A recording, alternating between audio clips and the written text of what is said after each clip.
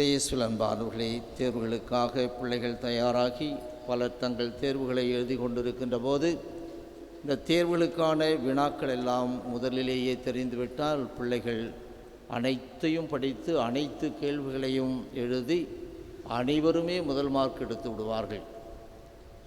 அப்படி நடக்காமல் அவரவர் திறமைக்கு ஏற்றவாறு, தயாரிப்பிற்கு ஏற்றவாறு அவர்கள் மதிப்பெண்கள் பெற வேண்டும் என்பதற்காகத்தான் எந்தெந்த கேள்விகள் கேட்கப்படும் என்று தெரியாத நிலையில்தான் முழுவையும் படித்து விட்டு செல்ல வேண்டிய ஒரு கட்டாயத்தில் பிள்ளைகள் இருக்கிறார்கள். அவ்வாறு படிப்பதன் வழியாகத்தான் அந்த வகுப்பை முடித்து விட்டேன், அந்த வகுப்பை முடித்ததால் நான் பெற வேண்டிய கல்வி ஞானத்தை பெற்றுக்கொண்டேன் என்று அவர்களால் சொல்ல முடியும். வினாக்கள் தெரிந்துவிட்டால் அதை மட்டும் படித்து அதை மட்டுமே அவர்கள் படித்து விடுவார்கள், எழுதுவார்கள். ஆனால் எல்லாவற்றையும் படிக்கின்ற போதுதான் அந்த வகுப்பிற்குரிய ஞானம் அவர்களுக்கு கிடைக்கும். இப்படி படிப்படியாக ஒவ்வொரு வகுப்பாக படித்து செல்லுகின்ற போதுதான் படிப்பை முடிக்கின்ற போது அவர்கள் ஞானம் முதிர்ச்சி அடைந்ததாக இருக்கும்.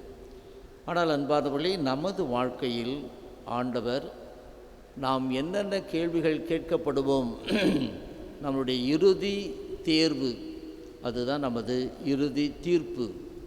அந்த இறுதி தீர்ப்பிலே நமக்கு என்னென்ன வினாக்கள் கொடுக்கப்படும் என்பதை இந்த வசனத்தை, இந்த மத்தேயு நற்செய்தி 25ஆம் அதிகாரம் 31 - 46 ஒவ்வொரு நாளும் ஒரு முறை படித்தாலும் அத்தனை முறையும் என்னுடைய கேள்விகளை எல்லாம் உங்கள்கிட்ட கொடுத்துட்றேன்ப்பா. என்னென்ன கேள்வி கேட்பனோ அதெல்லாம் உங்கள்கிட்ட சொல்லிடுறேன். இதை தான் நான் கேட்பேன், இதன் அடிப்படையில் தான் பரீட்சை தேர்வு நடக்கும். இதில் நீ பாஸ் பண்ணினாக்கா என்னுடைய வலப்பக்கம் வருவாய், தோற்றுவிட்டால் இடப்பக்கம் செல்வாய். வலப்பக்கம் வந்தால் ஆசை பெற்றவனாக இருப்பாய், இடப்பக்கம் சென்றால் சபிக்கப்பட்டவனாக இருப்பாய். எவ்வளவு தெளிவாக கடவுள் நமக்கு இப்படிப்பட்ட ஒரு முடிவை நான் வைத்திருக்கின்றேன் என்று சொல்லியிருக்கின்றார். ஆனால் இதைத்தான் நாம் உதாசீனப்படுத்துகின்றோம். ஏனென்றால் கடவுள் சொல்வதையெல்லாம் எப்போதுமே நாம் கவனிப்பது கிடையாது. அந்த வகையில்தான் இருந்து விடுகின்றோம்.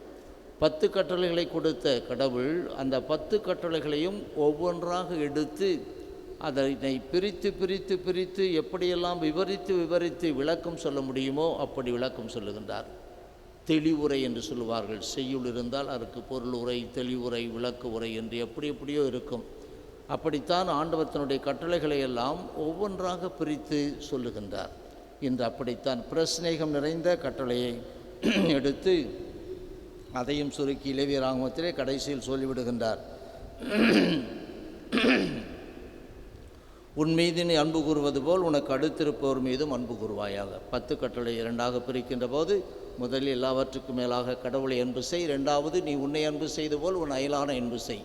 எனவே அடுத்தவர் மீது நாம் கொள்ள வேண்டிய அன்பு, அதை எத்தகைய செயல்களால் நாம் வெளிப்படுத்த முடியும் என்று தெளிவாக வரி வரியாக விளக்கம் கொடுத்து ஒவ்வொரு விளக்க உரையும் முடிந்த பிறகு அதற்கு இதை சொன்னது யார் தெரியுமா? நானே ஆண்டவர், நான் தான், வேறு யாரும் சொல்லலை, வேறு யாரும் சொல்லவில்லை. நீங்கள் இன்றைய முதல் வாசகத்தை படித்தீர்கள் என்றால் ஏறக்குறைய ஒரு 4 இடத்தில் நானே ஆண்டவர், நான் ஆண்டவர். இந்த விளக்கு உரை எழுதியது நான் தான். உனக்கு புரிந்ததோ புரியவில்லையோ இந்த விளக்குறையோடு நான் இதை கொடுத்திருக்கின்றேன், நீ எடுத்துக்கொள் அல்லது விட்டுவிடு என்று தெளிவாக சொல்லிவிடுகின்றார். அதை இன்னும் அழுத்தமாக நமக்கு உணர்த்துகின்ற விதத்தில்தான் இன்றைய பதிலுரை சங்கீதம் 19 நமக்கு எடுக்கப்பட்டது. உள்ளத்தின் நிறைவால் வாய் பேசும் என்று சொல்லுவார்கள். கடவுளை பார்த்து என் கற்பாரையும் மீட்பெருமான ஆண்டவரே, கடைசியில் நம்ம மீட்பவர் அவர்தான், உறுதியான இடத்தில் நம்மை வைத்து மீட்பவர் அவர்தான். அவரை பார்த்து என் வாயின் சொற்கள் உமக்கு ஏற்றவையாய் இருக்கட்டும். வாய் பேசும் உள்ளத்தின் நிறைவால். எனவே உள்ளத்தை பற்றி என் உள்ளத்தின் எண்ணங்கள் உமக்கு உகந்தவையாய் இருக்கட்டும்.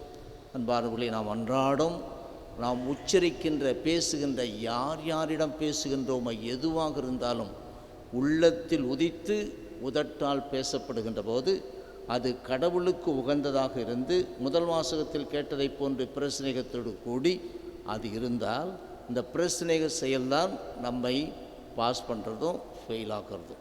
எனவே அன்பானவர்களே, தெளிவான ஒரு விளக்கம், தெளிவான ஒரு வார்த்தைக்கான வாழ்வுக்கான வழி, இதை ஏற்றுக்கொள்வதும் விட்டுவிடுவதும் முதல் பெற்றோருக்கு கொடுத்ததை போல் நமக்கும் கொடுக்குறார். சுதந்திரம்.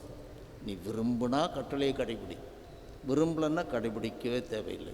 கழுத்தில் கயிறு கட்டி இழுப்பவர் கிடையாது நம் கடவுள். வேண்டுவோம். ஆமென்.